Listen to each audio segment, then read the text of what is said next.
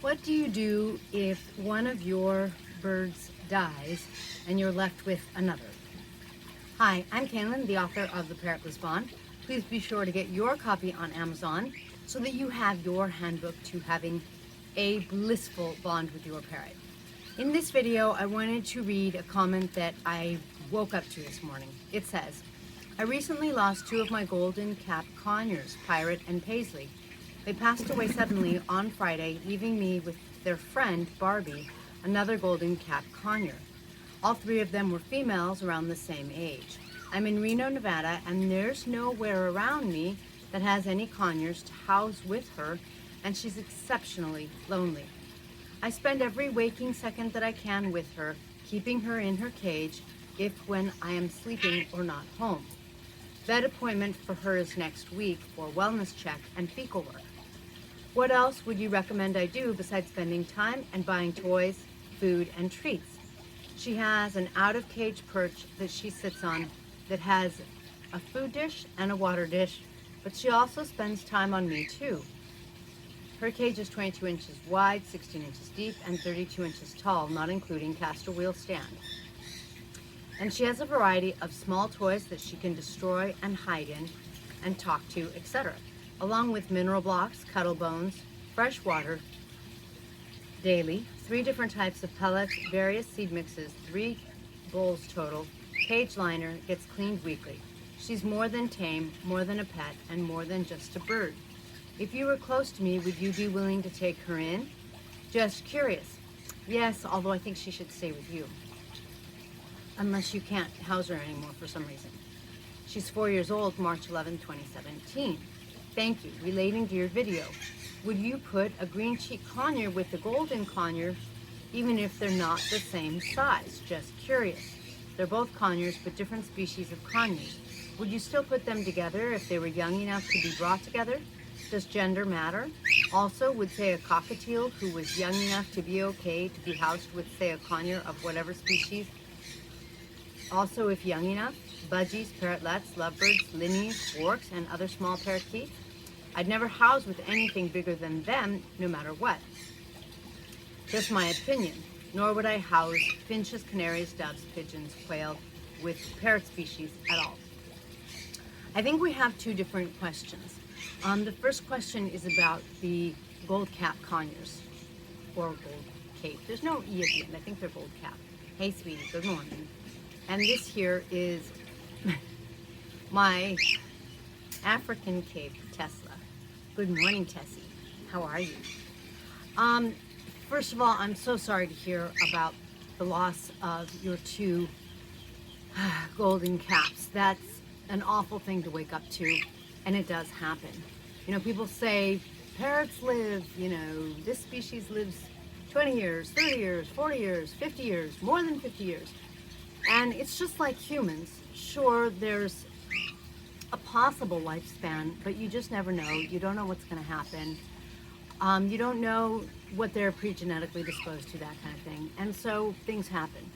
I'm glad you're taking your Barbie, the gold cap that's still alive, to the vet, because you do want to see what's going on. Now, when something similar happened to me, my vet was like, you bring in the dead one and we do a necropsy. She kind of yelled at me a little. She's like, hello? And I'm like, why?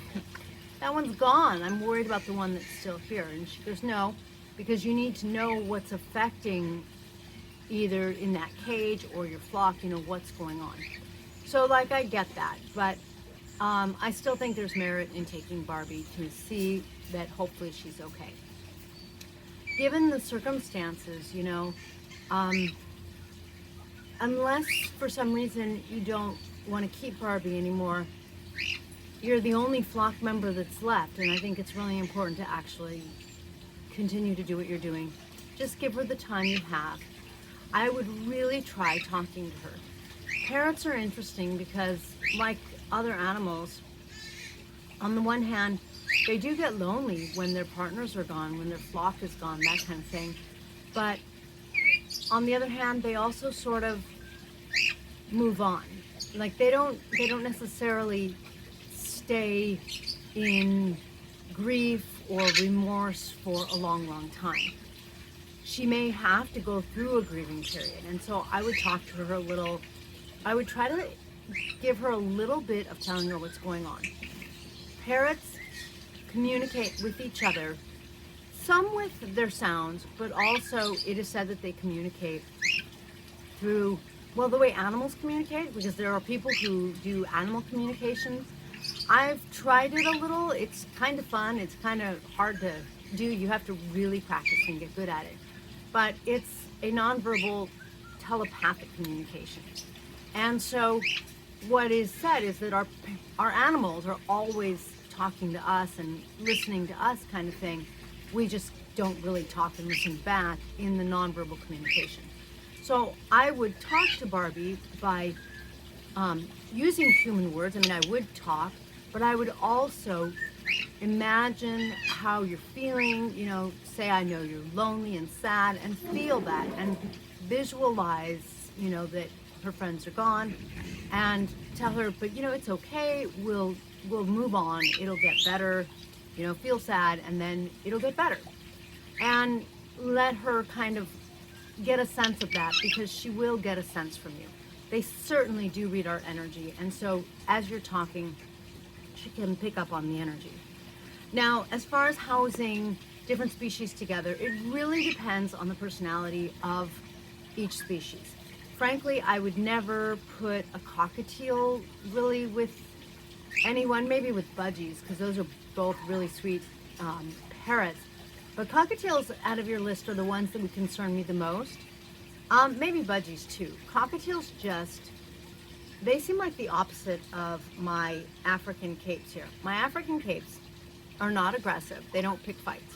But if another parrot comes to them, these guys don't back down. These guys are like, you know, you want to fight with me? No problem.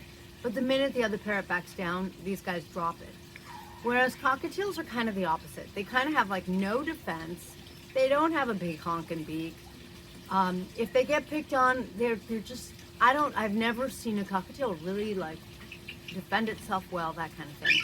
Of course, cockatiels don't go out and pick fights either, but I worry about, like my little cockatiel, I have her in a special room because I worry about other parrots bugging her, because it's happened. And I'm like, that's it.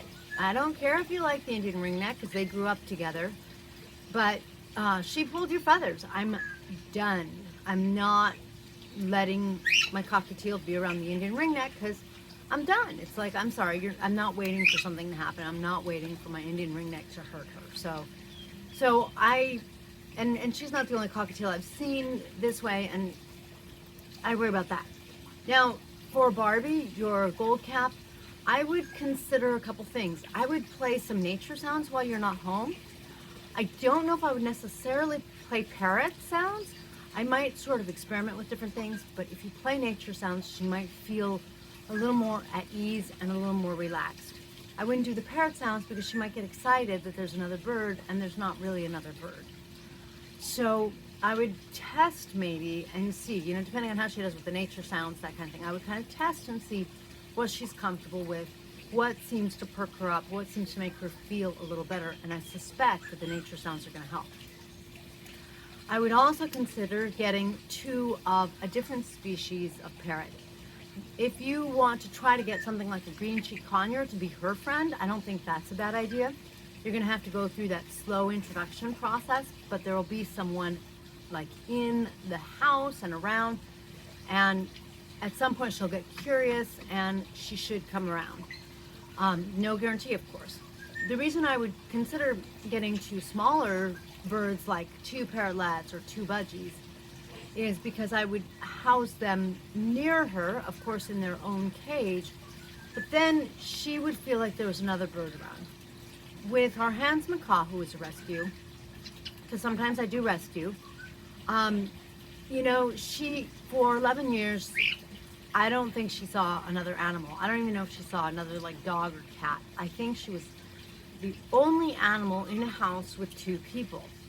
So I feel like she just doesn't know how to really relate to other parrots, even though Hans macaws are known for being able to make friends with other species of parrots.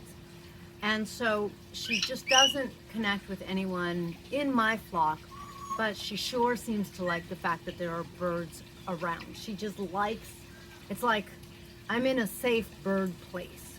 So I would give that to your gold cap if you can, if you're interested, if that would work. Again, I'm so sorry for your loss. That it's heart-wrenching, especially 4-year-olds. I hope Barbie's okay. And you know, it sucks, and it just happens, just like it does, frankly, with people. But it just happens. You know, you take good care of them, and that increases the chances that everything will be good, but it doesn't guarantee anything. Now, if anyone else has any questions about parrots, or if you do, please be sure to comment below. I love good content, and a good question is like almost any parrot question. I would say any, but there's always exceptions. Never say never, right? And never say every single one. Thank you for joining me in this blissful video.